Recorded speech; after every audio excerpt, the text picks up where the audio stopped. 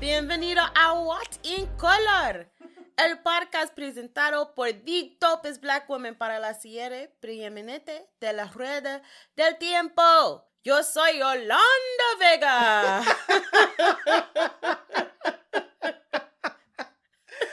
Yo. Can I tell y'all how I had no idea she was going to do that?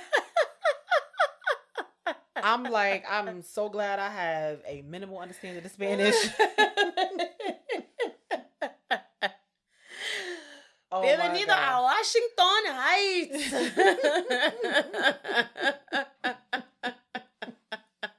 Oh my gosh. Oh, welcome back, listener, friend, listeners. Welcome back. Just in case you were confused, this is WoT In Color, the dopest black woman hosted podcast for the preeminent Wheel of Time series. I am Keba. And I am Shar. Jumbo, my sister. Listen, Yolanda Vega, wherever you are, I thank you for your services. Oh, yes. Yolanda Vega. And baby, them winning numbers, okay? Yes. If you ever struck the jackpot and the Mega Millions and had Yolanda Vega call your numbers, you are a special New Yorker. Very special. Yes. Very special. And I hope she's doing well. I do too. You know, I kind of miss her. Low key. She's a prominent staple of New York culture. Yeah, man. Oh, man. So, my dear sister, how was your week? My week was good. Welcome to April. It's April already. It's April. This is crazy. This whole time thing. It just keeps going. It keeps moving, and it really doesn't care how we like feel a wheel about it. that keeps turning. Oh. No matter how many threads you put in it. No matter how many threads weave, yeah, the wheel will keep turning. It's going to keep turning. Mm-hmm. I guess it's the wheels will. The wheels will to keep turning. Yeah, I love y'all some alliteration in this book. Just I'll tell you what. Because the wheel weaves as the wheel wills. I'm worrying. So, what we got for the people? Well, it's first April of all, now. it's April, and you know what happens in April? Every single year in April? What happens? Your birthday. Bam, bam, bam, bam. Happy birthday. Happy name day, Keba. We're in the Wheel of Time world, so it's name day. Name day? Name day. Happy name day. Why is it named? You know what? Is that a spoiler? No. Why? Okay, so why is it called name day? It's just what it's called. Not birthday. Not the day of my birth. It's the day of my name. Yeah, it's your name. What if I was named after my birth? Most people are named before they're even born. So how exactly is it name day? Look. Child. Okay. I got questions. QTNAs? QTNAs. I don't know. It's name day. Okay, so I'm a sheep. Let me hit the sheeple. There you go. Just follow. I'm gonna just follow right along. Don't fight it. Happy name day Don't para fight mí. It. See, I have turned an undisclosed age, and it feels good to keep turning undisclosed ages. Yes. So shout out to me. You know what else happens in April? What else happens in Every year? Every year? JordanCon. Every single year. Bam, bam, bam, bam. And yo, I just can't believe that JordanCon is literally like 2 weeks away from now. It's 2 weeks away. And so in 2 weeks' time, we're going to be getting on a plane. Literally. So that means we're going to have only 2 more episodes before we actually go to JordanCon. Yeah. Wow. Yeah. So this ought to be fun. Yeah, this is fun. The anticipation. The schedule. We can't wait to see you all. I'm looking forward to ducking all of the spoilers. I really do hope that there are some spoiler. I know the schedule is out. Yes. It's been out. Yeah. But I'm scared to look at it. And I hope you think that the titles of the panels I feel like something's gonna be like Aisa Rand on this panel, and like I'm gonna be like, damn, bro, is that what happens in book 8? Right. Like, gosh, you could have kept that to yourself. I did see one that looked, because I love board games and game shows, and so I saw this Family Feud. That Wheel looks like of fun. Time. I think I want to do that. I think I want to go. I don't know how that's going to work out for me in terms of ducking spoilers. Right. I've already had to turn the notifications off on my Discord because I'll get messages for every group. And I'm just like, I'm not supposed to be in this one. So I've had to go ahead and just shut the notifications off so that I don't mistakenly see something I'm not supposed to see. Right, right. But I really want to see that Family Feud one. I hope y'all make it. No, that's a lie. I know it's gonna be spoilery. I know it is. Maybe It's not going to be. This probably. is not Keba Khan, so it's not. It's not. They don't care if I've read the book or not. This is not necessarily for me. So there is a first time reader panel. Okay, so we'll definitely do that, and I want a game show. I want to watch the game show. We'll do the game show. Oh my god! And we'll see what happens. Okay, because you know what?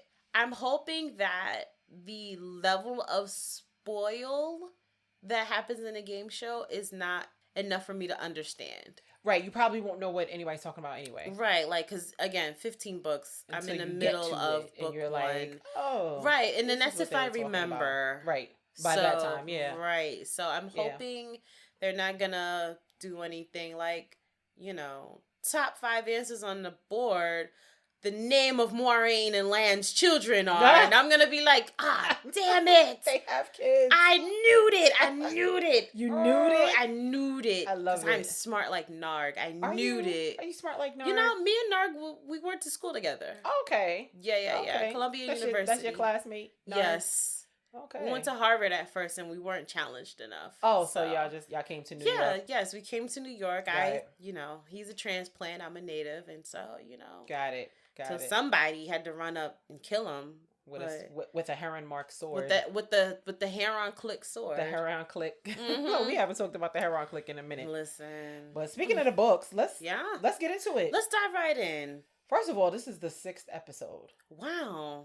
Like I think that officially makes us like a real podcast now. Oh, really? I think so. And okay. In my definition. Listen, I think according to Shar's definition of what makes a real podcast, we're on episode 6 and we're still here. Episode 0 made us a real podcast. It really did. And so I feel like 5 more than that, or really 6. 6 more. 6 more than that makes us official tissue. And y'all are out there listening to us. And we want to thank you. We appreciate you. Thank you so much, friend listeners. Yes. All right. So chapter 11 and 12 is what we're talking about today. Chapter 11 is the Road to Terran Ferry. Running.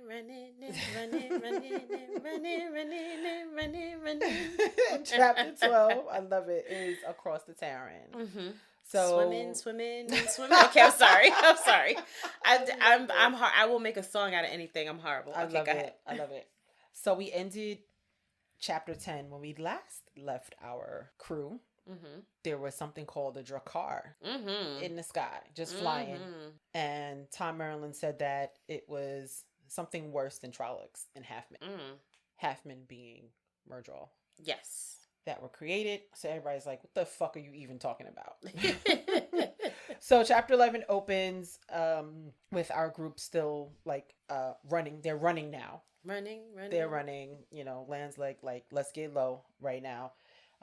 Horses are going crazy. Oh, the symbol. Did you notice the symbol?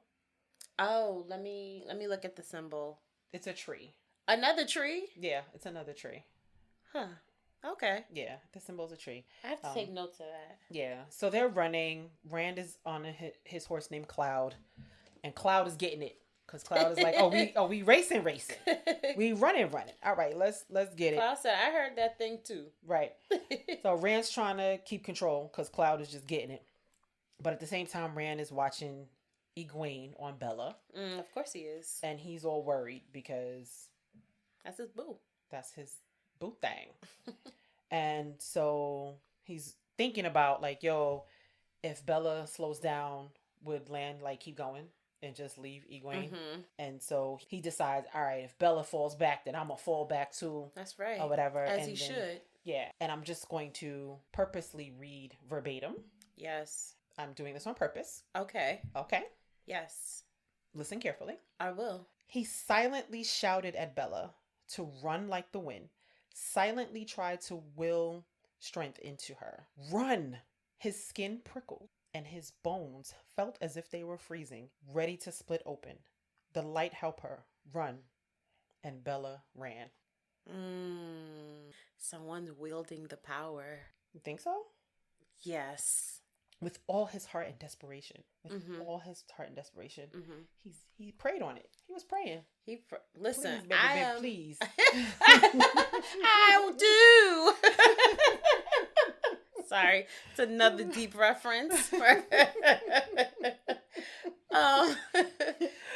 So, all right. We're going to keep going. Okay, all right. So after a while, Land slowed down and stopped, and everybody stopped, and they realized that they reached the next village, WoT Hill. Mm-hmm. And everyone gets off their horses. They like, yo, I need some food. I'm mad thirsty. Like, I need to go to sleep. Land is like, nah, chill. We not stopping. Stop.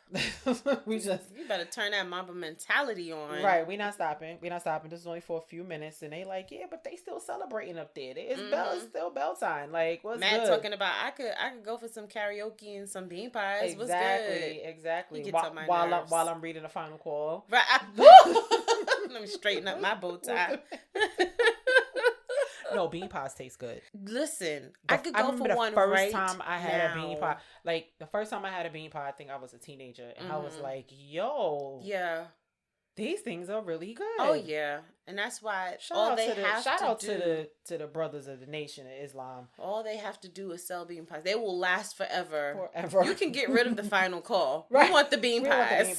Right. We could read the final call online or something. Like, we don't need the bean pies. Absolutely. I might make me a trip today.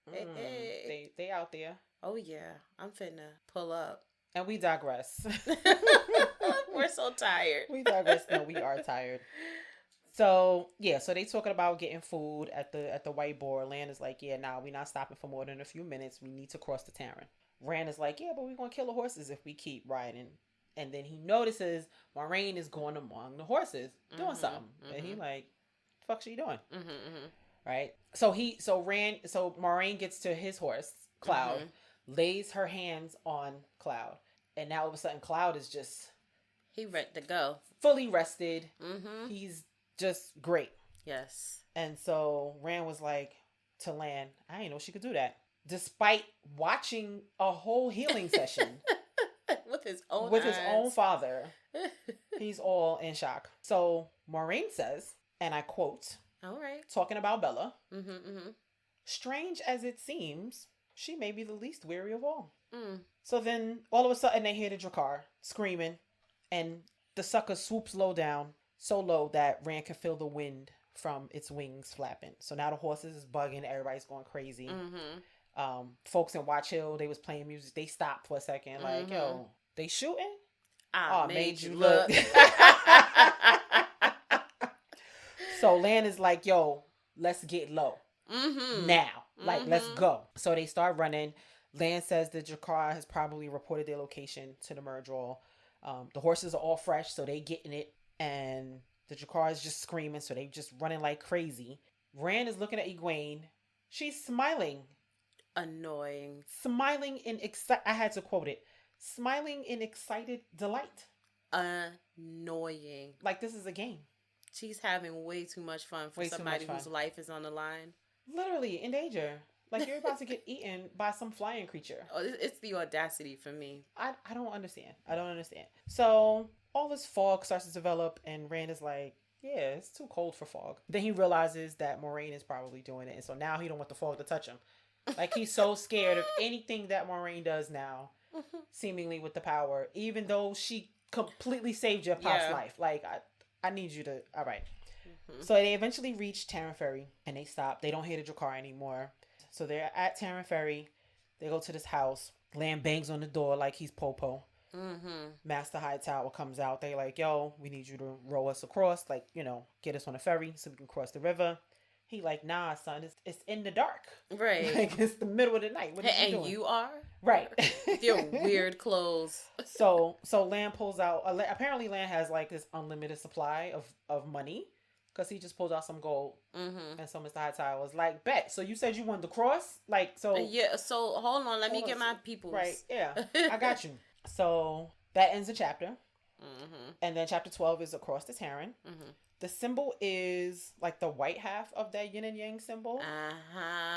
Right? So not the dragon fang. Not the dragon fang. But the other fang. It's not a fang. It's a teardrop. It's the other thing. The other thing. So they waiting for Hightower. He comes back with 6 brolic dudes, and the two groups is like sizing each other up. Oh yeah. It's like Tom pulls out a knife and starts like twirling it. Moiraine giggles or something, and Egwene starts clapping like it's a show. Like, it's very strange. It's very, very, very weird. So, anyway, long story short, Lan is like, you're going to get more money once you get us across. So they do the deed. They get them across. Once they're across, Hightower is like, yo, what's good? Where's my money? Moiraine was like, don't worry about it. I got you. And I'm going to give an extra silver mark for each of your mans in them. Right? So Rand is thinking like, damn, I really left the Two Rivers. Probably for the very first time ever. Lan pays the money. And suddenly, there's a whirlpool. There's a whirlpool. Oh, how unfortunate. How unfortunate. Gives them more money. Like, damn, that's fucked up. Your whole ferry, though, that's like your whole livelihood. I don't know how you will get back, but here's some bread. You. Right. Gives them more bread. And they leave. Because what they gonna do? Right. They leave. So, Moiraine seemingly takes the fog. So she was using the fog as like a cover. So the Drakkar couldn't see them. Yes. And then she sends the fog downriver. Yes. To make the Drakkar think that that's where they're going. Yes. Tom is like, what you doing? Don't you want the fog to cover us? Right. Moiraine is like, first of all, don't ever question me. Right. Your stupid ass life. Don't ever. I know what I'm doing. Moiraine is like, I got this. You think this is my first go at the rodeo? Right. Tom's like, my fault. So here come Matt. But what happened with the ferry, the whirlpool? And Moiraine is like, all right, listen. Y'all asking too many questions. You're getting on my nerves. Getting on my nerves. I'm doing what I'm doing. Right. I said what I said. Just know that I need to get y'all to Tarvalon. That's it. That's all you need to know. Stop asking me so many questions. Right? So apparently they had pre-planned and created a little nook for them to sleep in. Had it all prepared and ready. Yeah, that's not strange at all. Not suspicious in the least. No, not at all. Because you never know. That's what you when do. You might need a sleeping nook. Exactly. In the woods. You on know, the run. You pass a nook and you say, you know what? This is a very well hidden nook and it's very comfortable for sleeping. I'm going to set this up with some provisions and everything in case I have to come back this way and hide and sleep. Yeah, because of course I knew that I was going to do this. Of course. So the women are separate from the men. But Rand and his nosy ass eavesdropping on Moiraine and Egwene. So basically, Moiraine is explaining the power to Egwene. And Rand is like, what the fuck?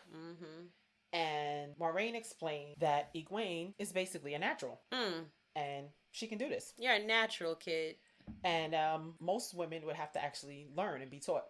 But Egwene would have eventually touched the source without even trying. So Rand wants to jump up and I don't know what he thought he was going to do. But Tom snatched him up and was like, it's above you now. It is. You should probably sit back down. It's above you now. It's above you now. So she's teaching her about it. And Egwene is trying to light a flame. And Rand is praying. Please fail. Please fail. She doesn't fail. She thinks she fails. Yeah. But Moiraine was like, no, that last one was you. That was yours. And so she did it. And she's so excited. And she's like, did you hear, Rand? I'm going to be an Aes Sedai. And that's how we end the chapter. How you like that brief recap? Oh, man. Well, that was fun. That was fun. Oh, man. Let's. Okay, because my brain is feeling all over the place. Okay. And I wanted to jump right into predictions. Let's do it. Because let's. All right, y'all. We're getting into predictions. Because you got to sing your song. Keba's asinine predictions. I love it. We should make a soundbite of that. Literally going to make a soundbite as soon as I learn how to sing. Right. As soon as I figure out what pitch and tone are. You know. Notes. That's important when you're singing. Let's write that down. Pitch, tone. Right. All right. What's your first prediction? So Egwene is on a mission now to be the best Aes Sedai ever. That's her new mission? That's her new mission. Before she went from water carrier to now getting her hair braided earlier. Yep. To having an adventure. Yep. And now she's going to be an Aes Sedai. She's an overachiever. She's knocking it out of the park. So now that she knows that she has the ability to touch, tap into, she's going to be like, I'm going to be the most Spinningist. I don't know how to say it. She's I'm gonna be the most into. She's gonna be monk style on a mountain, tapping into this energy until it like pours out of her eyeballs. She's gonna be the best Aes Sedai ever. Okay. And I also think because there was made note that it is specifically the job of the Red Aja to heal men who are carriers of the power or who can wield the power. Right. So they don't call it healing. They call it gentling. Gentling. And they're basically... Like gentle parenting? No. Oh, that's unfortunate. They're literally removing the men's ability to channel. Oh, altogether. They're because removing it's the tainted. ability. Yeah, right. That's what they do. So they're not even trying to remove the taint. They're just going to remove the whole thing. Remove their access to it. They're cutting them off from the source. So they're just going to be regular dudes. They can't just remove the taint? So the Red Aja... Because I got questions again. Questions are back. So their purpose, as we know it, yes, is to cut men off from the source. So they capture them, and that process is called gentling. And so they capture the man who can channel, and they do something to him that cuts off their access to touching the source, and it's called gentle. Okay, I'm going to say that Egwene is going to join the Red Aja when they get to Tarvalon. Okay. And that she is going to gentle Rand from his impending death or whatever happens because he's able to channel naturally. So, okay. So these are a few predictions. Yeah. So you're predicting that Egwene is going to be the best channeler ever. She is going to join the Red Aja, and that's not knowing what the other Ajas are, but she's definitely going to be a Red. She got to go save her man. Okay. And somebody's on a mission to save their man in this book. It may not be Moiraine, but somebody's on a mission to save their man. Egwene's gonna save Ram. Moiraine might save LTT. I don't know, but somebody's saving a man. And I understand. Remember, Moiraine is Ileana reborn. Yes, she is. Or maybe she's not, but it sounds good. It sounds good. Save LTT from the Witness Protection Mountain. Yes, I stand by my predictions. Okay. And Rand is a channeler. And Egwene is going to gentle him. Yes. Wow. Okay. Yep. That is okay. So we got to keep noting. We got to add that to the we have a whole prediction sheet. We do. We have a whole prediction sheet. Yep. I'm not done. Okay, go ahead. I'm sorry. My fault. Nynaeve. Oh. Because let's not forget about Nynaeve. You forgot about Nynaeve. How dare we forget about Nynaeve? First of all, she's an Aes Sedai too. Is she? Because Moiraine said, I don't know if I'm ever saying her name right in my head unless I kiss it up. Moiraine said that Aes Sedai who are unaware of their power usually become the wisdom in their village. And we know that Nynaeve is the wisdom of the village. So therefore, because why else would she say that? Why else would Robert Jordan, a writer to writer, why would you put that in a book if it meant nothing? Okay. We don't waste words. True. We don't spare pages. Right. Okay, so that means something. That is... Although I have read some books where authors definitely wasted some words. But I hear you. Poor authors. Yes. Waste words. RJ does not. RJ seems to be a master at what he does. Yes. And so every word moves the plot forward. All words matter. And they mean words mean things. Shout out to Crystal from the Read. So, yeah. Nynaeve is an Aes Sedai. That was our little foreshadowing to that. Nynaeve is an Aes Sedai. And I'm not sure how she's going to catch up to the group or if they're going to send for her once they get to Tarvalon or whatever. Because also I realized Moiraine has not met Nynaeve. So wait a minute. No. Okay. Moiraine has met Nynaeve. Has she? Yes, and remember in the beginning, in like chapter 2 or something, it was made mention, before we actually met Nynaeve, it was made mention that when Moiraine, but this is before we knew that Moiraine was an Aes Sedai. The first thing she said to Nynaeve when she met her, she called her a child. Moiraine called Nynaeve a child.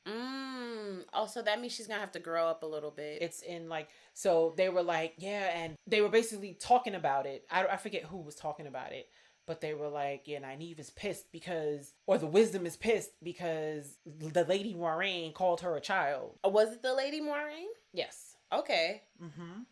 So okay. Child. So they did meet, but we did not see the circumstances under exactly which they that met. was quote unquote off camera. Right. So I'm gonna stand by my prediction because I feel like either Nynaeve has to fix something within herself in order to understand that she can channel that energy, or like there's some kind of blockage or something, or maybe Moiraine was not paying enough attention.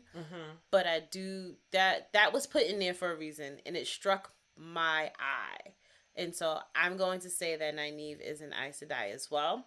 And I don't know how or when she's going to catch up to the group, if they call for her, if she ends up there, if she gets something, if they have to end up back at Emmons Field. I don't know. But they're going to run into her again. And well, she's not currently an Aes Sedai. So you're saying she's going to become one? No, she's going to become one. Okay. She has the ability to become one. I'm assuming anyone who has the ability to channel the source has the option to train to be an Aes Sedai. Okay. Right? Is that correct? Okay. That is, we'll write that down as a prediction. Okay. So I believe it is that any woman or man. Okay. So an Aes Sedai can be either a man or a woman. And that is just someone who has the access to channel the one power. Okay. For men, channeling the one power, because they have to go through the taint before they can go through the water, means that they, LTT they mountain or something. So, they are, gosh, I don't want to say put down like a puppy, but they're gentle. They're gentle. If the red eye catches them. Right. Yeah. And then we have the women who have no taint on their side, who can channel and do all of the lights. The lights work. Shout out to y'all.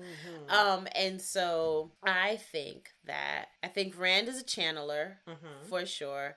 I think Nynaeve is a channeler, but she may be blocked in some way. And we already see that Egwene is a channeler.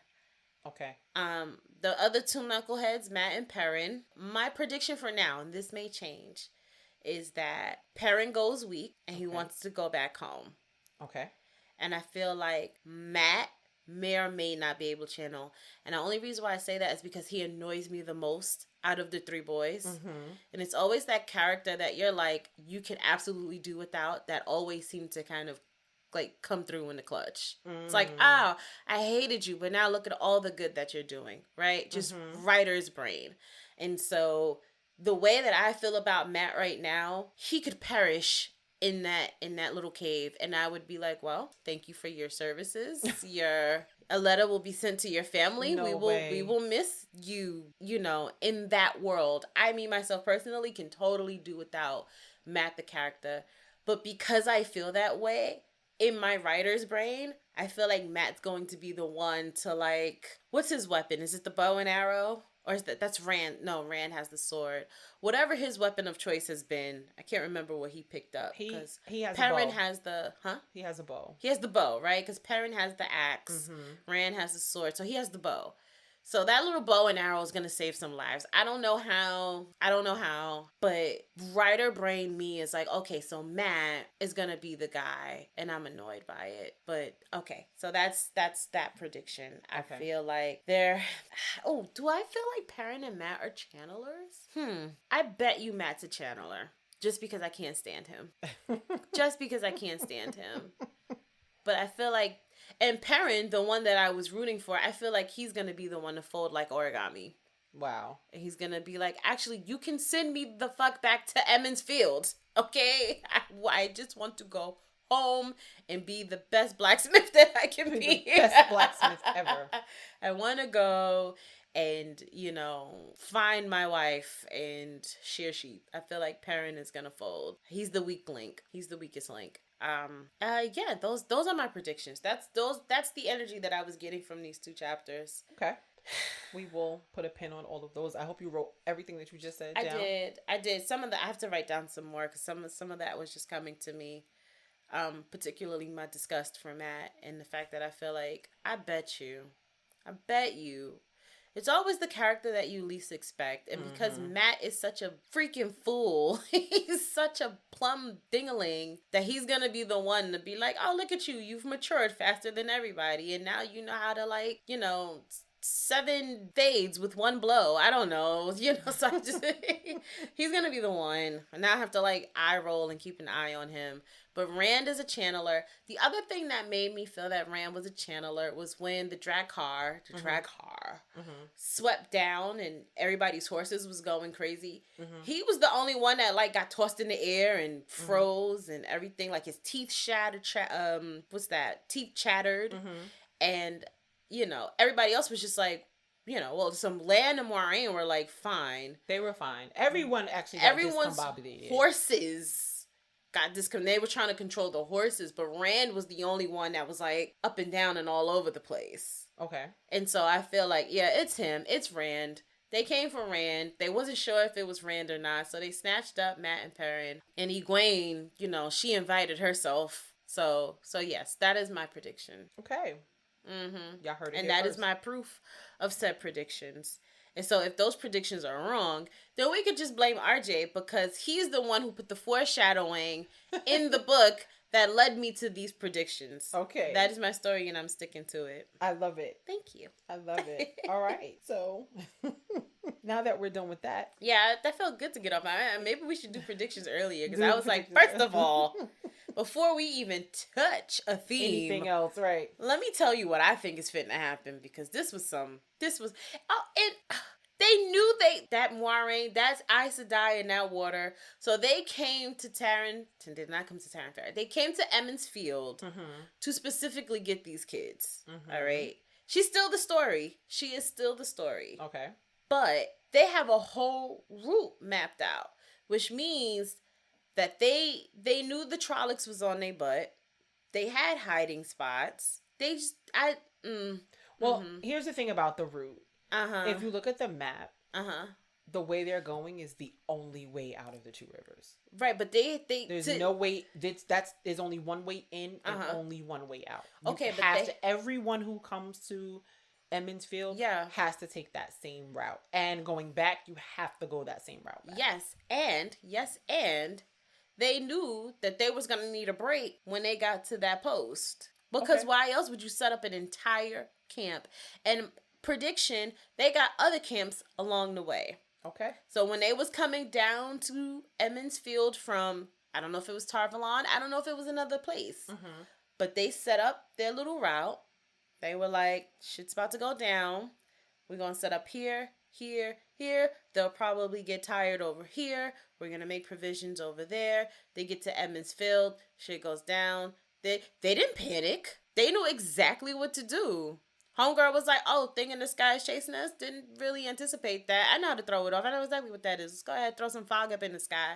Got him. Right? They get to Taryn Ferry, and they know exactly who to ask for. They know exactly what door to knock on. Well, they had to do it they have to cross this river. Right. So they needed the ferry service. Yes. It's Martha's Vineyard. You need the ferry service to get to Martha's Vineyard. But what I'm saying is, because they came in and they used that and they knew exactly where to go. And they knew. They knew they was going to have to pay this man, right? Because they got all this money. So they were like, we're going to have to pay this man off. We got to make sure we got enough to pay him off. We got to make sure we got enough of the provisions. We got to, because where's all this food and water and all this stuff coming? It's not all of that's coming from Emmons Field after they just got attacked by a billion Trollocs. So nah. They came ready for trial by combat. Oh, wow. Yeah. Okay. Okay. That's what I'm thinking.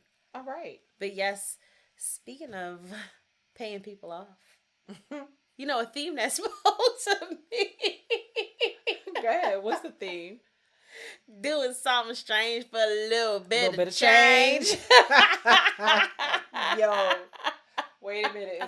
Is this WoT In Color After Dark? I hope not. Because what strange things you doing for a little bit of change? Girl, what are some strange things that I have done for some little bit of change? Because he did something strange. Hightower did something strange. Well, see, I don't do strange things for change. I don't do strange things for change. I'll do strange things for food. Like, if you feed me, I'm like, all right, Like, if you just say, I'll pay you, I'll be like, nah, I'm not doing that. No. But you be like, I will feed you. I'm like, wait a minute. Did you say food?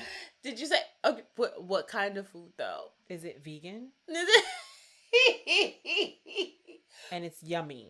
You know what's so funny about that? I don't want to say I bribe, but that is usually the form of payment that I offer my friends. You offer to feed them. That's what you do. Listen, I'll take you to dinner. I'd be like, hey, I need to move my entire 7-bedroom No, that mansion. is exactly what you do. You coffee feed and people. donuts and pizza on me. That's exactly. Like, It was, for me, it was Popeyes back in the day. When I was moving, it was Popeyes. Like, yo, we'll get a bucket of chicken. Y'all help me move all this stuff. Oh.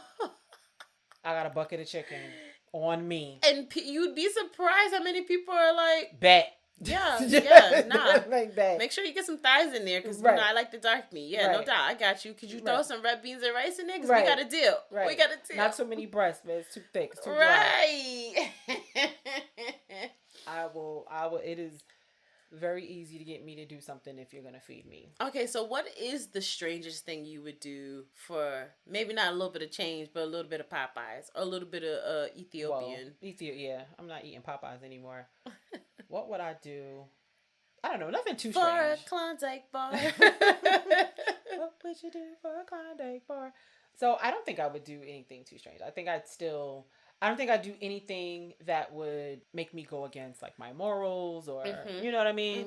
Things like that. I'm not harming anybody. Right. You know, I'm not embarrassing myself in front of my mom. You know what I mean? Like, I'm not doing stuff, you know, my kids, you know. But besides that, I'm game. Like, you feeding me? What we doing? What we doing? But it's that is so interesting. Because when I was thinking about this, I was thinking about, as you know, I read, sometimes I take breaks when I read fantasy because I'm not a fantasy girl, and sometimes I'm just like, sigh. But you know, as I was perusing the channels, you know, everybody's favorite form of entertainment comes on, and it's one of the reality show girls. And that's what really drew me to this. So these girls were willing to, and I don't know how big the checks are from any of the reality girls. They're pretty big from what I understand. They were willing to show whole ass cheeks on national television for $1 sign. I don't think I would do that. I think I'd be on my Angela Bassett. Angela Bassett has been very successful in her career. And she has not had to show not one titty. Yeah. Not one ass cheek. I didn't mean like physically. I would, you know, it's still like TV. You know, I didn't think, I mean, well, yes, they do that. But like also, I mean like showing their ass. Yeah. Like you know, acting a plumb ass fool. Yeah, acting like you ain't got no home training. Fighting and spitting and throwing drinks, and it's just it makes me wonder if this is something that they truly enjoy. Is this like a persona? Are they acting? Well, you know, everybody has a price. No, because I don't think I have a price to be on reality television. Well, that's the thing. Your price is pretty high. It can be unattainable. If it's something that you would never do, regardless of the amount of money offered you, then your price is unattainable. Well, I guess it depends on I guess it would depend on the premise, right? Because if there was a reality TV show that, you know, showed, I don't know, Black women doing community service in underserved communities, I'd be like, I'd do that. I mean, would it still have to be a little high? Yeah, because I'm a very behind the scenes person. As y'all know, I'm a super introvert. I don't, you know, want to be in confessionals talking about, so we fed the homeless today. I think that's whack. I think when you do stuff for clout, you know. Yeah, I'm an extroverted introvert. So, but you're an ambivert. I'm an ambivert. I am. I might have said that wrong, but you know. Yeah. Ambivert, I think is what it's called. Yeah, I don't like the spotlight. Yeah. I'm very good in social situations, but I love working behind the scenes with things, and no amount of money. Yeah. It would take a lot for me to have to be in front of something. Yeah. But to be honest though, I'm talking shit about the food and everything. I'm so corny and I'm such a goody. I'm so whack. Like, if I have to go against the rules to do something, I probably wouldn't do it. I'm so corny. Like, if I was Hightower, I'm not taking the extra money. Like, if the rule is we don't take nobody at night, I'm like, son, this is my job. But it's, you know what? I'm not taking nobody over at night. I'm not supposed to take nobody over at night. You gotta wait till the sun come up. That's Shar in New York City in 2023. That's true. This is Shar. We're talking about Shar, a Terran fairy who apparently, if you shake their hand, you need to count your fingers afterwards. Right. So if the culture is, well, yeah, that's their culture. It's a bribe culture. It's giving. You know, what can you do? It's giving Brooklyn. Why can't it be given to Bronx? Because we don't do that. You try to tell me y'all got no shiesty shit happening in the Bronx? Shiesty shit happens in Brooklyn. Oh, see, here we go. Here we go with the Brooklyn slander. I won't stand for it. I shall not. All I'm saying is, I shall not. Do y'all hear this? Yo, we get such a bad rap, Brooklyn. All I'm saying is, there was a specific borough that gave me that feeling of when I walk into town, I need to have my head on a swivel, and a 360-degree swivel nonetheless. There's definitely plenty of neighborhoods in the Bronx where you feel the same. I'm sure, but by mass, the Bronx is a much smaller borough. Ergo, there are less areas. Right, but that's true. And, yep. Yes, and. Yes, and. Okay. It's improv now. We're doing improv. Yes, and. Even though land mass wise, Brooklyn is a lot bigger. Yeah. You have to look within that mass. And there are so many different neighborhoods now. Like, there's so much gentrified Brooklyn. That's been within the past maybe 20 years. I venture to say a little longer. A little longer for some areas. For some areas, but Bed-Stuy been going for a minute. Bed-Stuy been going. Bed-Stuy been going. So when you just add up the mass of those neighborhoods where you got to keep your head on swivel, I think it would even out. I don't think so. I think so. I don't think so. I don't think so. Keep us honest, New Yorkers. Let us know what y'all think. Slide into our DMs. Who's the shadier borough? And I know y'all gonna listen. Don't do Brooklyn like that. I shall quote the late, great Christopher Wallace. I knew you was going to say that. Whose deceased anniversary just passed us last month. R.I.P. to one of the greatest of all times. The only Christopher we acknowledge. Where he retold the tellings of a time where he went to an event. And was having him a wang dang doodle, if you will. And he turned to a lad to his left and said, not a lad. Hey, friend. If you have a weapon upon your hip, one that preferably fires bullets. Please do not brandish it. Unto which patron then replied, Pourquoi? Why? Now, why would I not shoot the gun that I have on my waist that I was able to get past the metal detectors? The mags, if you will. Like, Your girl Remy Ma says she walk around the metal detectors. Yes. She's from the Bronx. Yeah. And she don't pay admissions and the bouncers don't check her. What's the difference? Remy has never shot someone. Do we know that? Yes. She has pistol whipped someone.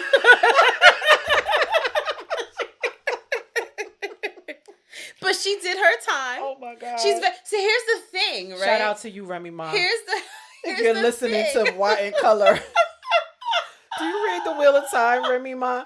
But here's the thing, right? The Bronx is very up front and forward with our, you have crossed the line, trial by combat, right? Brooklyn is very rah-rah, but they're going to sneak it. They're going to sneak it. And this is why we can't trust Brooklyn. Thank you for coming to my TED Talk. Oh, snap.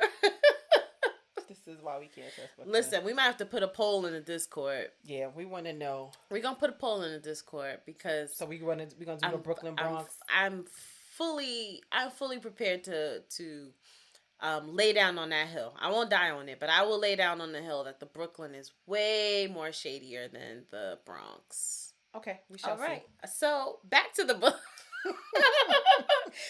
Listener, friend listeners, thanks for holding on to these tangents because if you're still here.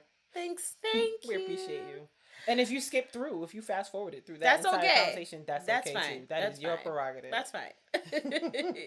So another theme that I really kind of noticed is particularly in chapter 11 was this theme of hope, you know. Okay. And I want to talk about what hope means to us as Black women. And so, is there a time where you have had, or you've had, was hope? Is there a time where all you've had, you had nothing else to go on but hope? Like, I hope I get an A on this exam. Like, okay, so maybe you didn't study for said exam. Right. You were just like, woo, all I got right now on me is hope.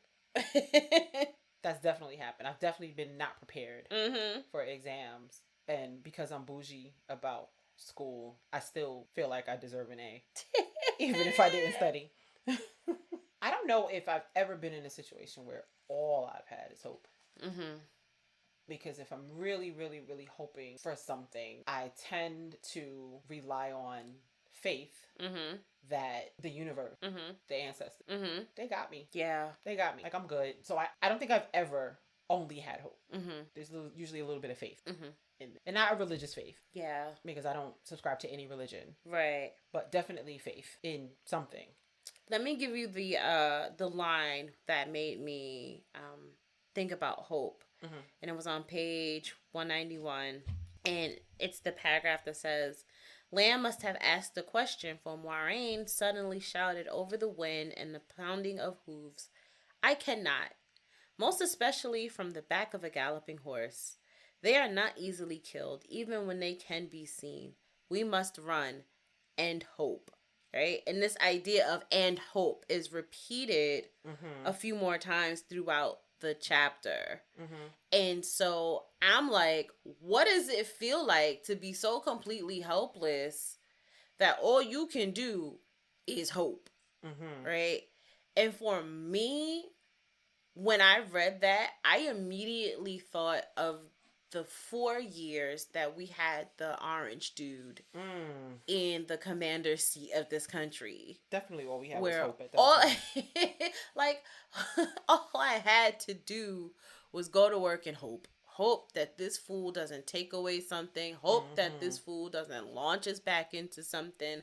Hope that this fool doesn't start World War III, because we all know we were literally teetering and tottering and the way he was antagonizing people. And I just remember, because where I worked during those 4 years was at a very white male, assuming cishet, dominant investment bank. And I think I mentioned this on the show before, but when the Orange Man took office, they felt the ability to act a plum fool. They were empowered. They were very much empowered. And for me, having to go into that office every single day, and mind you, it's an investment bank, so the news is on 24/7. Right. And we are encompassed with televisions throughout the entire span of the walls. So there's a TV every 2 to 3 feet apart, encompassing the entire room, and there are different channels of news on every single TV. And at that time, we know the news coverage was very dominantly, heavy on that election. And so walking into this very white male space with this news coverage of this fool in the White House and the empowerment of the fools sitting next to me made it such a difficult 4 years. Definitely. Like, I thought about quitting every day. I wore black for like 3 months straight. Dressed just in all black. Like the You Omen. could have literally mistaken me for a fade, a Myrtle, whatever you wanted to call it. They and I could have been one and the same, because I was dipped head to toe in all black, just like as a silent protest of like anger You were in and mourning. sadness. Yes. You were in mourning. And do you think anybody gave half a shit in that office? Oh my gosh. That was the time for me, particularly coming from a president who pushed the narrative of hope. That was Obama's big rallying cry, hope, right? Remember the poster? And so when he left, yes, we can. And so when he left office and Trump came in, that I clung to that with all that I had. And that literally was one of the only things that really got me through those 4 years, being an American, living in New York where, Trump was a resident of, right? And walking past Trump towers all the time. Now, fortunately, New York City, right? For those who don't really follow politics, New York State is very red, very red. New York City is very blue. Yes. And because the majority of people in the state live in the city, we lean blue in elections. True. And so being in New York City also was the saving grace, because a lot of New Yorkers, New York City people, New York City folk, we weren't with that shit. Not at all. There were protests in front of Trump Towers and all kinds of stuff, right? Like, it was to the point where Trump couldn't even come back. Listen, we've been, at least I have, been disliking Trump for a very long time. Oh, yes. Oh, since the Central Park Five, if we're being honest. Since the exonerated Five, if we're being more correct. Yes. But yeah. Especially since then. Yeah. I never did understand that phase where he was hanging out with all the rappers and the black folk and they were trying to make him a thing. Yeah. He was on an episode of Fresh Prince. I did, and I was very confused. Yeah. Nene Leakes, who is a housewife of Atlanta, went viral for saying she was getting big checks. She was getting Trump checks, and so, like, he just became this figure in the black community. And it confused me. I never quite understood it, but they were trying to make him a thing. And it was so disappointing. And then when he actually got in office and showed his ass and everybody was like, whoa, all I had was hope. I felt like Moiraine. All I could do was run and hope. Girl, all you can do is clock in because you need this job and hope. And hope. Really quickly. Yeah. I just want to make a note.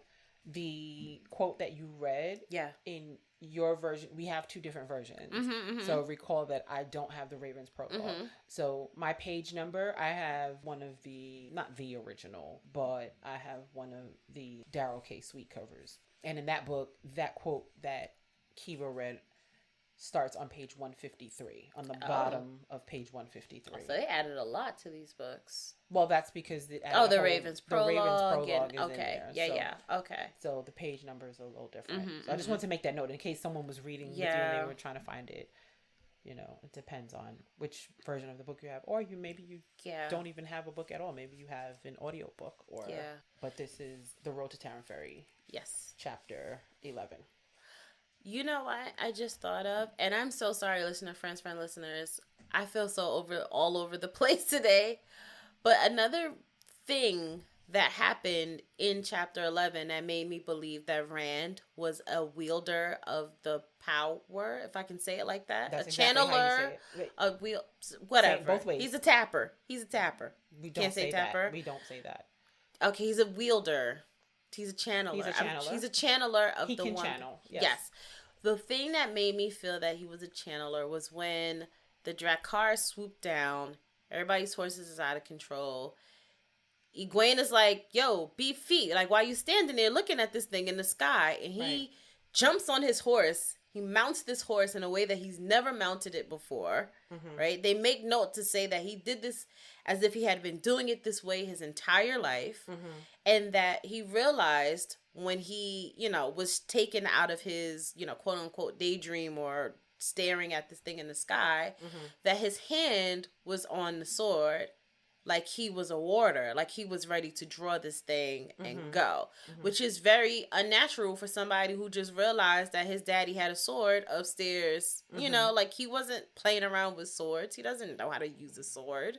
Right. And so for him to be at the ready to fight this random black bird in the sky, bird dragon, whatever, in the sky was like, nah. So you definitely are channeling. You're definitely probably about to mountain.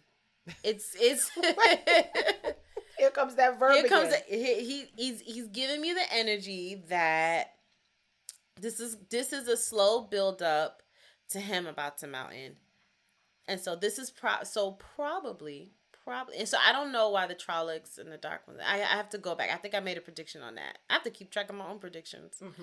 But I feel like Warren and Lan came to get this dude because they need him down.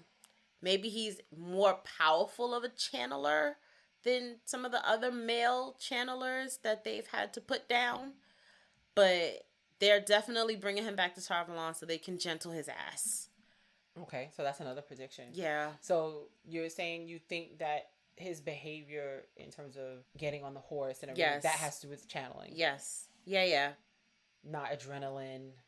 We're in this moment. He put a hand on the pommel and reached the saddle in one leap, as if he had been doing the like all his life. Okay. Nah. I can do some things when the adrenaline is pumping, but if I'm not jumping and leaping on saddles and doing the athletic things... I think adrenaline and the fear of sudden death will make you do surprising things. And I think that was the power. Okay. He got the power. No, you did not take it back to that song. He will break your heart. He will break your heart apart.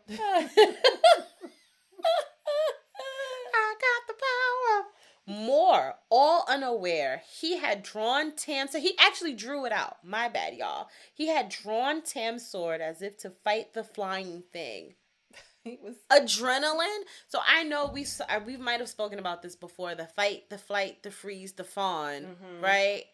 But Rand gives me run energy. Okay. Remember when he was back there dealing with the Trollocs? Yeah, but then he pulled out the sword, and even though he accidentally killed Narg, he still pulled it out. Because he had the power. He was channeling power. He didn't know he was channeling. That's all I'm saying. You think it takes power just to take your hand and pull a sword out? You think all I'm saying is, for somebody who's never seen war, who doesn't understand the idea of killing someone, let alone fighting them. Okay. I'm convinced. I don't think you can unconvince me here. Okay. So. No, I'm just, I'm just asking. Okay. Do you have any more themes? Oh yeah, let me look at my themes here. So we spoke about hope. Trust. We see Rand struggling with trusting Moiraine. And he states he is distrustful of Terran Ferry people, right? And that's the whole quote where he's like, you shake their hand, you've got to count your fingers afterwards, and they're a bunch of riffraff and street rats and, all of the things Aladdin said. Right. So what experiences do you have struggling to trust something or someone? And what places make you distrustful? That's a very interesting question. Yeah. It took me a few minutes to trust that I would be okay. It took a little short time. It didn't take much. When I went to JordanCon last year. I was definitely nervous. I did it by myself. Yeah. And the only thing that kept me is that I knew that people who I had already connected with virtually, that they were going to be there. So I just kind of looked forward to seeing those folks in person. I also made a note to just connect with my family and friends that live in Atlanta. So in case I need to just slip away, either I can go to my room or I can go to my cousin's house. Yeah. You know what I'm saying? Or, I have people. I got people in Atlanta. I think we all have people in Atlanta. Listen, I think Atlanta is over capacity. Yeah. So I definitely was worried about trusting the space. And my fears were immediately quelled. They're very, very... I'm looking forward to 2 weeks from now. I can't wait. Definitely. So any other time where I didn't trust something, that's the only thing that comes to mind. Yeah, I was like, I think we could leave it right there because I have the similar, well, not a similar, but I have a similar trust, right? And this being my first JordanCon, right? And so I'm trusting you, right? Yes. And I'm trusting the friend listeners, and I'm trusting, the people who put on the convention, and I'm trusting the people there at the convention to not let me down, right? I've heard your experience, and I love that for you, right? But as we stated in our mission statement, we're not a monolith. Right. And so your experience and my experience may be very different. Yeah. And so it makes me nervous, thinking about being in all white spaces again and working to be, because, that has been a theme for me for 2023 is just working to be my authentic self in all spaces. Right. Right? Not in a way where I'm going to shove my blackness, my womanness, my everything that encompasses who I am down your throat. Right. But just in a way where I am comfortable enough to exist. Right. Without fear of judgment. Yes. Without fear of retribution of some kind. Without fear of any kind of pushback to who I am. I just, for 2023 and beyond, I just want to be authentically Keba. Yeah. Black, female, natural hair, and all of the other things that encompasses me. And so I have that fear like you had, right? That underlying concern that, Sharnice is an ambivert. She's an extrovert. And, this is just Shar being Shar. And she's just going to hug all of the people. And she had relationships already. And so I was like, I'm not going to quite have the same experience. But I'm hoping that I have a close enough experience that makes me more trusting. Right. And so I have a lot of trust going into JordanCon. Enough trust to let enough of my guard down to be ready to engage with all our friend listeners and everyone else who may not even know who we are or what we're about or why we're there, other than the books, right? But just this idea that I'm trusting that I'm going to have an amazing time, that I'm going to meet amazing people. Some of you I have already met virtually, and so I'm very excited to connect physically, but I have a lot of trust. And I'm trusting that my experience with the fandom is, if not the same, but similar enough that I can sing praises as well. I can't wait. And so I'm trusting.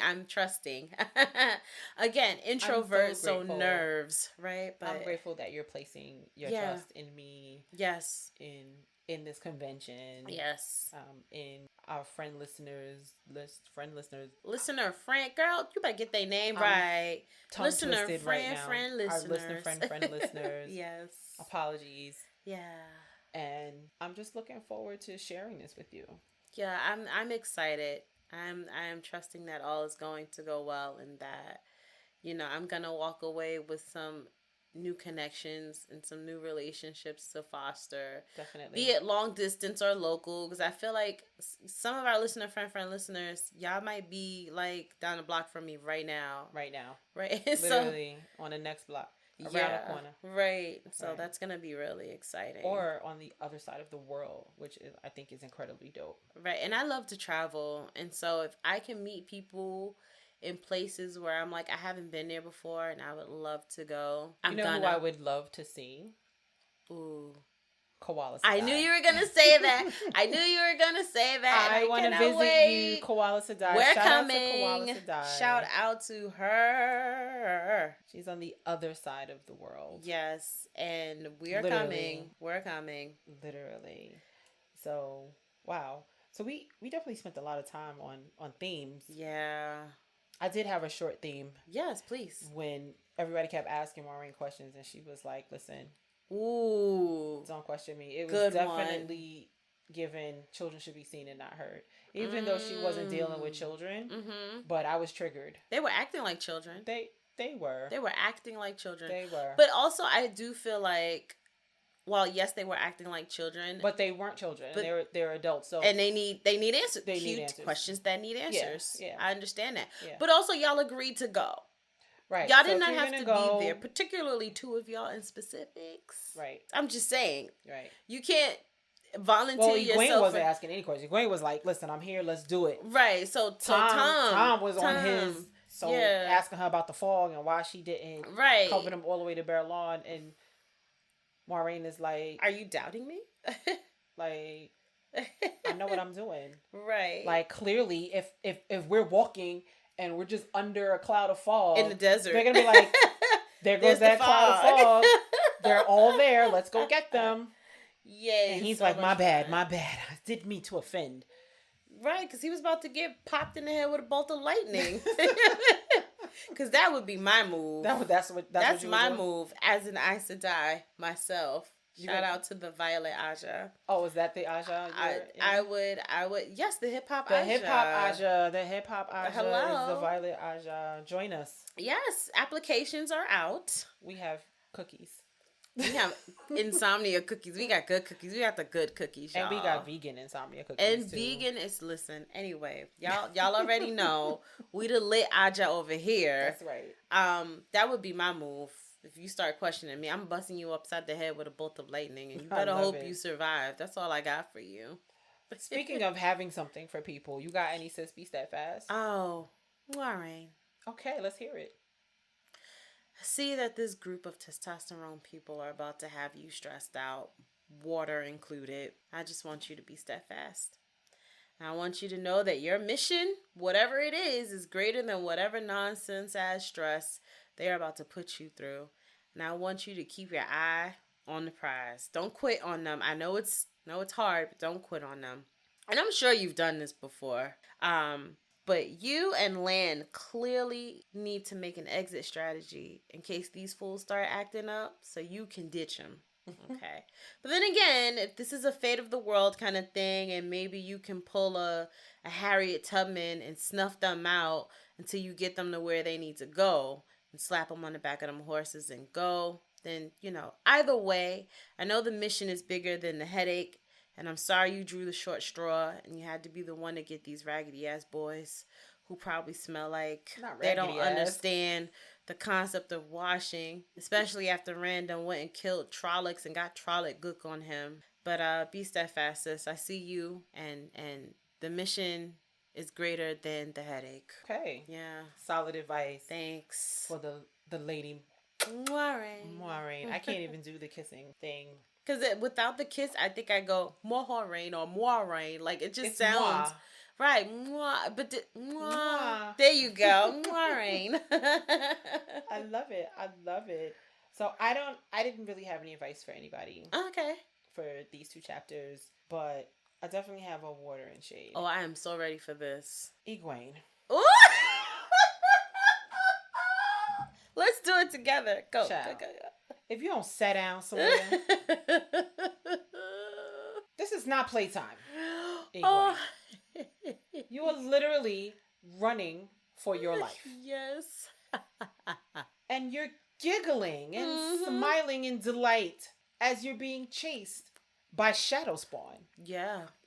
Worse than Trollocs. Oh my goodness. Worse than Halfmen. And you're giggling. Having a wang dang doodle. The fuck is wrong with you? She is tired. Go sit down somewhere. Sat down. Okay. That's all I got. Ooh. So you and I, we must have dreamed about this together because I have a very similar water and shade. Okay. Because Egwene, if you don't get you a weapon and pull your weight, you sitting there thinking shit is sweet until it's time to fight. Do you even know how to fight? Can you even pick up a stick and swing it at someone to save your life? You're clapping and laughing at all the tricks that Tom is pulling, but I need you to pull a few tricks of your own. Like, pick up a slingshot, get you a sturdy branch. Hell, figure out how to go bare knuckles, if you must. But you need to be ready to fight, because when you stay ready, you don't have to get ready. And I hope you fasten a spear of some kind to the end of your braid that you wanted so bad and learn how to whip your hair back and forth like your name is Willow. But I see this road to Tar-Valon being a road not easily traversed. And you will at some point have to have a trial by combat. And I can't have you slowing down the clan because you wanted adventure time but wasn't prepared for all the adventure entailed. Fight, or at least be prepared to fight for the rest of your life like your name was Sealy. Okay? Get it together, Egwene. And one more that just popped into my head as you were reading the recap.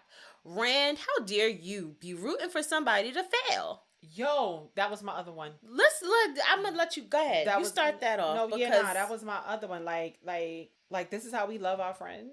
We pray for their failures. Pray for their failure. All because you don't understand. Your selfish ass. You're ignorant. You don't want Egwene to be successful at channeling the power. Because you don't want Egwene to become an Aes Sedai. Because you want Egwene to stay in your little speck of a village and be betrothed to you. Which you were disgusted by the sight of her braid. Because you were like, wait, we got to get married now? And now you want to try to control... If you don't sit down, you don't somewhere, sit your ass down in the corner. And why you eavesdropping anyway? Mind yours. You need to spend some time on a New York City subway. You need to spend some time. You need to get your mind and your business skills up. Yeah, you can't be all up in the BI. You need to get like the people in Watch Hill and mind your business. Because when they heard that a little scream, bit, they was like, ooh. Oh, that don't got nothing to do with us. Turn the music back on. Yeah. Who got the... Pass the honey cakes, pass the honey cakes, pass the honey cakes. Who got the cider? What? Who got the cider, huh? Who got the cider? What? They was in there head bouncing, bank head bouncing. Oh my God. And they was like, ooh, did somebody fall off the hill? Hello? Oh, well. Hello? All right, DJ. Pump that shit. Rewind selector. The gun shot me forward, Nick shot me rewind. You requested it, so we rewind. Hi, listener. Oh my God. How many mixtapes? Right. Oh man. Yeah, Rand, you better take you a cue from Watch Hill and mind your business, rooting for people of Have you seen the meme? So I know you follow your NYC on Instagram. Yeah, absolutely. And so I know you saw the meme. It's been posted a couple of times where they on a train and it's some dude just laid out, just passed out on the floor, and everybody's in their phones, they reading books, they sleeping, and they was like, nobody mind their business like New Yorkers. Rand is not a New Yorker. How about, do you remember the time we were on the train and that guy passed out on top of me? And we were just like, excuse me. We just moved to the side and let him continue asleep. And there was a good Samaritan on the train before y'all get in our Discord and start calling us horrible people. There was someone on the train who helped pick him. He was a bit inebriated. He was having him a good weekend, and somebody on the train picked him up and said, "Hey, Papi." I was not picking him up. No, I wasn't touching him. He had already fallen on me. He smelled like he reeked of a good time. Yeah. And so we just scooched on over so that he just wants to take a little nappy nap on the floor. And it's literally things that happen all the time that you don't want to have anything to do with, but it happens all the time that you literally just turn your head and look the other way. Yeah. Like, oh. You can assess a situation. As New Yorkers, we assess a situation and be like, well, he a little drunk. He got to sleep it off. Leave him right there on the floor. He'll wake up when that rat start having that dance party on his face. Right. He'll wake right on up. So it's all good. No, he's not dead. Just, he need a little nap time. It's fine. Hilarious. So if anybody... Oh, do you have any more? No, that was it. Okay. Please. Okay. If anybody has any themes that spoke to you. Yeah. If you have any unsolicited advice. Yes. To give to one or both of the women in these chapters. Yeah. For our Sis Be Steadfast. Or if you got some shade you want to throw on somebody. Yeah. For the WoT In Shade. Holla at us. Tell us about it on Discord. The link will be in the description. Chop it up with us on Discord. Hit our DMs. Anywhere we are on social media. Exciting. I've been enjoying connecting with you all in the Discord. No, it's been really dope. It's been really dope. You all have actually made me use Discord more. Absolutely. So thank you. Because I've been on Discord forever and I'm just not too active. It's a whole new world for me. And shout out to Koala Sadai. Oh my gosh. We might as well get into big ups right now. Let's get into our big ups. So we bigging up Koala Sadai. Bam, bam, bam, bam. Koala Sadai, all of her info, all of her links will be in the description. Absolutely. Koala Sadai officially joined Team WoT In Color. Woo! She is the admin extraordinaire for our Discord server. And she came in and she spruced up the place. She made it nice and cozy. Yep. She upgraded us. Like Beyonce. Yeah, absolutely. She came and got rid of all of our IKEA furniture. Oh yeah, we had that cheap stuff. Now we got Sears. Wait, did you say Sears? Did I tell my age? Not Sears. Not Sears. It ain't Bob's, because F them. But... Bob's Discount Furniture. No, that's what we got rid of. We got rid of. We got rid of Bob's Discount Furniture. I'm bugging that we can't think of I know, furniture there's one line right in that's Co-op high-end. City. There's one right there in Co-op City. But that's not even like high-end. That stuff looks nice. Yeah. Raymore and Flanagan. Raymore and the Flanagan. Okay. That's hilarious. Whatever the high-end furniture gals are in your area, that's what we got. Raymore and Flanagan. I can't think of... I already know what I want to say, and I just can't think of the name of it. What? The high-end furniture. I can't think of the name of it. I shop at IKEA, so I have no idea. In fact, all that furniture that she moved out, I took it. It's in my house now. It's in my own server. But yeah, shout out to you. Yes, ma'am. Shout out to you. And we also want to big up something that you probably just started watching. Yes. Nerdy Negroes. Bam, bam, bam, bam. Nerdy Negroes is a collaboration between Everyday Negroes and Lesbi Nerdy. Yes. Addison from Everyday Negroes has watched the Wheel of Time show. Mm-hmm. And we all know Lesbi Nerdy. Yeah. And so they do a comparison of the show to the books. That's dope. And so Addison is reading the books for the first time and comparing it to his experience with watching the show on Amazon Prime. Does he say if he's going to read all the books, or is he just reading the first book? I'm not sure. I'm not exactly sure, but definitely check it out. I am always, we here, I'm going to just speak for the both of us. We here at WoT In Color will always be rooting for everybody Black. Everybody. So I am excited to I'm really excited because it's a first time reader. So as soon as I get that spare moment in my day, I'm absolutely hitting play. Mm-hmm. I'm already going to subscribe and I can follow along now because it's going to be exciting. So listen, I'm ready for all of the things Nerdy Negroes. Yes, I love it. Yes. I love it.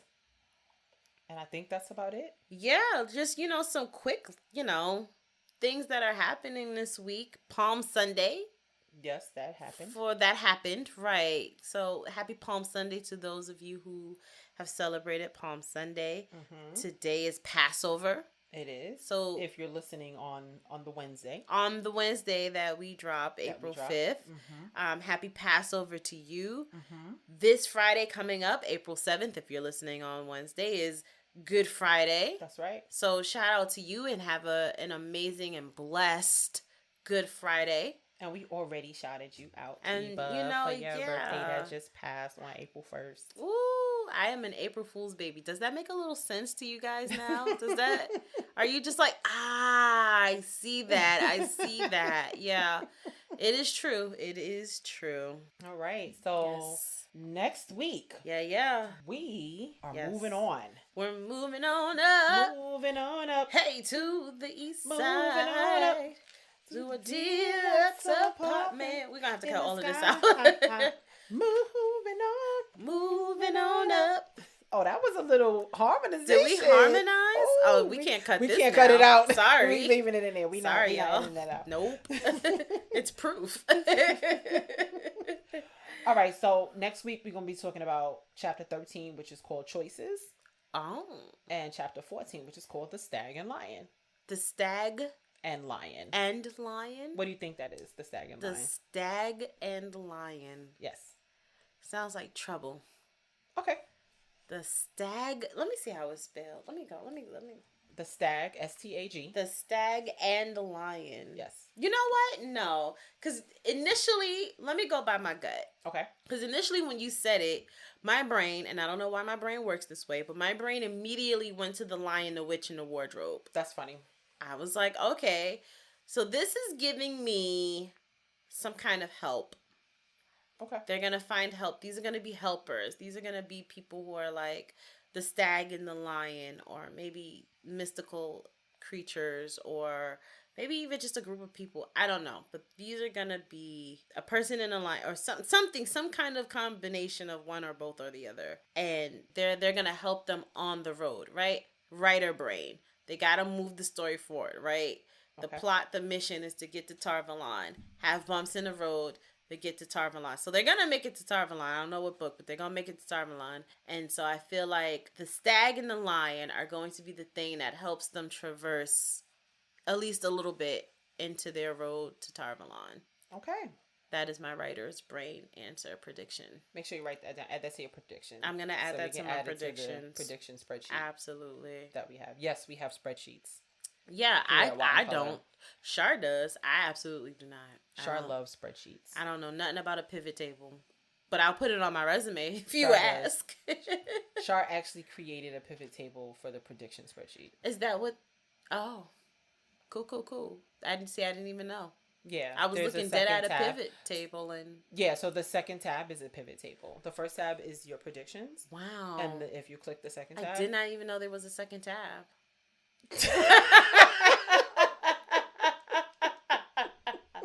Ladies and gentlemen, wow. I think on that note... You know where you can find us. On the social media trinity of Facebook, Instagram, and Twitter. All, of course, at WoT In Color. You can listen and subscribe to us everywhere. I don't even want to name all of the places because we're tired. If you cannot hear, we are tired. And so, you can, wherever you listen and subscribe to your podcast, that is where you will find WoT In Color. You could chat with us in our Discord server, and chat we are doing. All right, we're having a Wang Dang Doodle. Don't FOMO. Don't FOMO this up. Click the link tree in our bio or in the description box below. And if you have any questions, send them to us at wotincolor@gmail.com. WOTINCOLOR@gmail.com. Just to, wrap it, bring it full circle. Full circle. You gotta bring it full circle. I opened in Spanish. I'm going to close in Spanish. We're over there as well. WOTINCOLOR@gmail.com. All right. So thank you all so much for listening to WoT In Color. Remember to come in love and go in peace. Just don't let the dread card wind sweep your ass up on the way out. Adios. Vámonos. Deuces.